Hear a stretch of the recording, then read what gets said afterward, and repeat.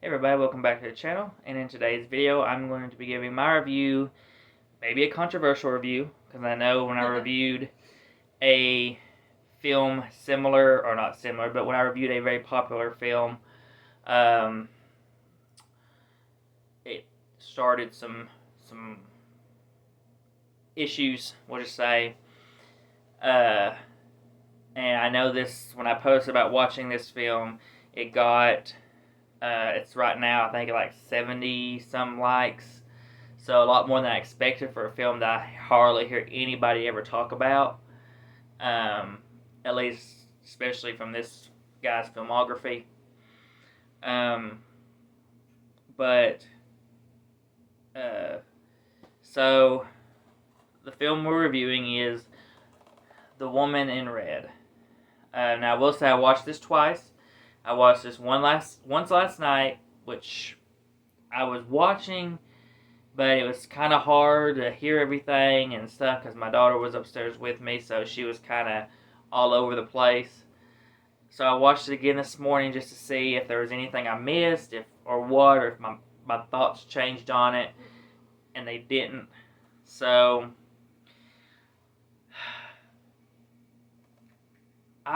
this is supposed to be a charming and nutty romantic comedy. This was written and directed by Gene Wilder, starring Gene Wilder, and also stars Charles Grodin, along with more. Um, I was disappointed with this. I was actually fixing to upgrade to the Blu-ray at a used video store. They had a factory sealed Blu-ray copy for $15, which was about $4 or $5 less than what it was going for at the time on Amazon. But I couldn't get myself to pull the trigger because I knew when I watched the trailer for this, it didn't look that great. So I was like, I better watch my DVD first. And so threw this on last night because I wanted to know, I was just finally decided let's check it out. It just wasn't that funny. I think I might have got a couple chuckles out of it, but nothing really what I would consider a comedy. I had a whole list of problems that's actually on my phone, so I can't because I'm filming with my phone. I can't do the look at the list, but I'll try to remember some of the stuff. I felt like there's a scene in the beginning where they're kind of mimicking Marilyn Monroe's scene where her dress flies up, which didn't bother me. What was bothering me was what she was standing on didn't look like anything would be blowing her dress up. It looks like she's standing on just a concrete slab, and for whatever reason her dress is flying up. And then when Gene's character gets on the slab, it doesn't look like nothing's blowing up on him. There's also random scenes in there, like there's this scene where Charles Grodin's character is him and this other guy goes into this like bar dining area, and he's pretending to be blind.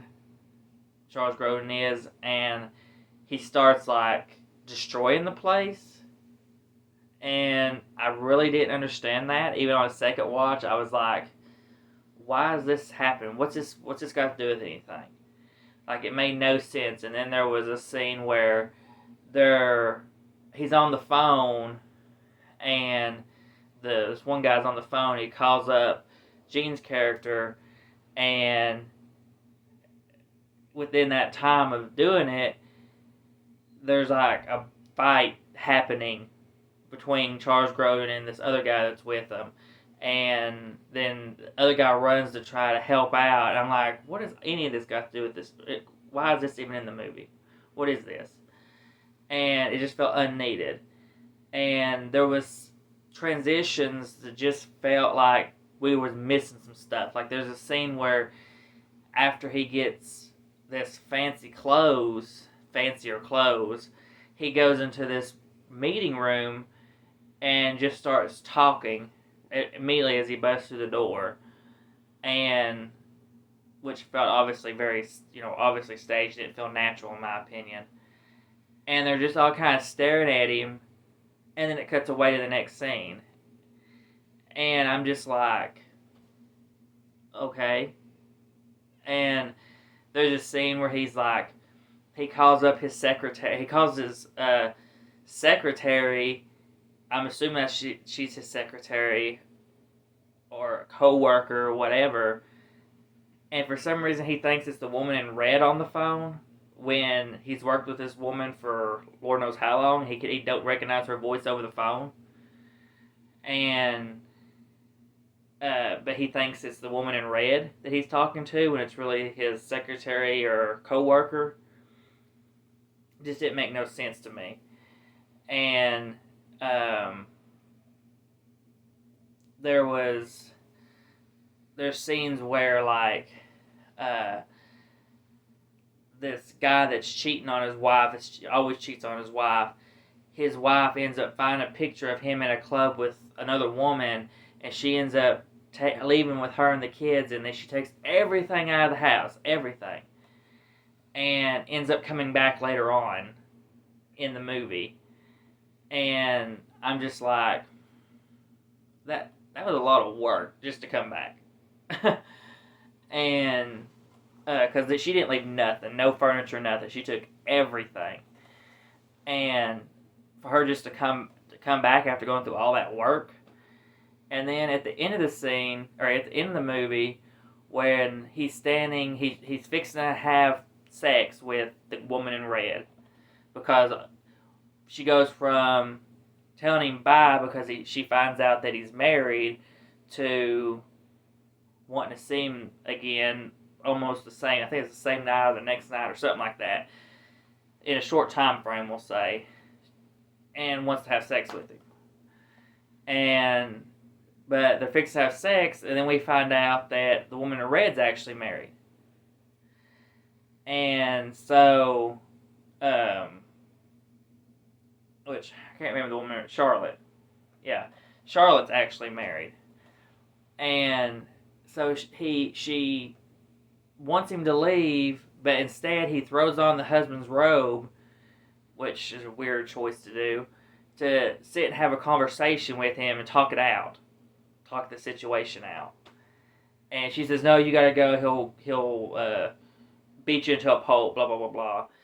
And she sends him out onto the balcony, not really a balcony. It's just like a landing outside of her window. You know how there's just like a little bitty tiny piece between the window and falling off onto the ground. He was like sitting out on that, standing and sitting, waiting.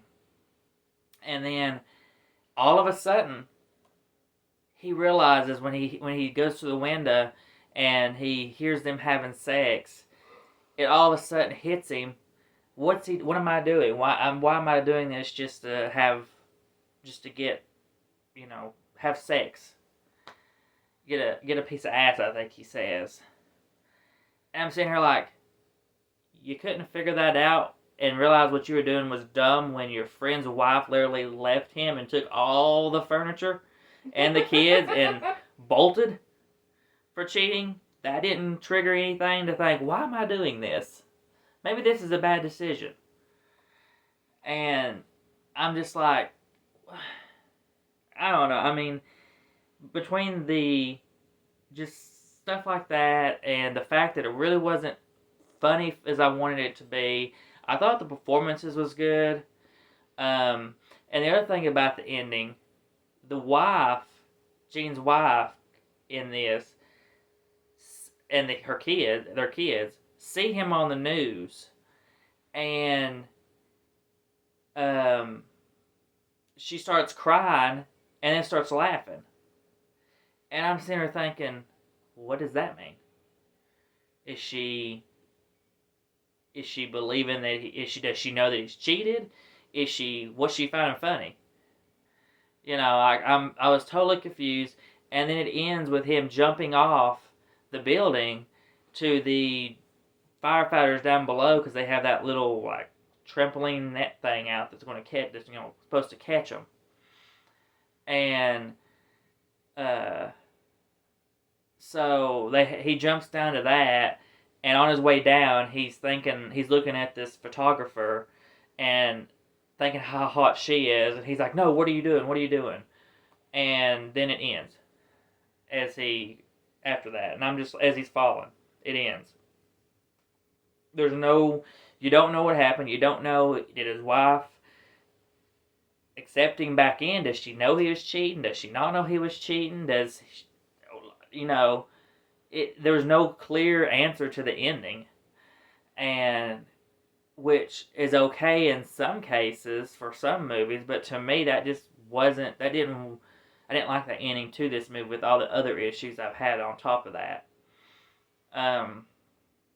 So in the end, this was just okay. I gave it a 2.5 out of 5, which I think is generous. Because, like I said, it had some good acting. It had a couple of funny moments. And I think, I give it a 1. No, I give it a 0. You didn't watch it? No, I was just saying. I want to be included. I was like, did you watch it? Did I forget you watched it with me? So yeah, it's not going to stay in my collection. It's going to my friend Noah. He's going to watch it, see what he thinks. Hopefully he enjoys it more than I did. If he does, that's great. I still have some others to watch from him. I know I got Haunted Honeymoon, which is the one I hear most about next to Young Frankenstein. And Blazing Saddles, because I'm pretty sure he's in Blazing Saddles. At least I think I saw that on his filmography. Because I've not yet watched Blazing Saddles, I know. Controversial, but it is what it is. But yeah, just not one that I enjoyed, unfortunately, even on 2 tries. 2.5 out of 5. I can't say I recommend it, but if you're a Gene Wilder fan, check it out. Maybe that's why it's gotten so many likes, because it's Gene Wilder and Charles Grodin, but just wasn't for me, unfortunately. So happy I didn't upgrade. But yeah, so that is, I think, everything for this review. Please comment, like, subscribe, hit the bell to be notified of our videos, and we'll see you on the next one.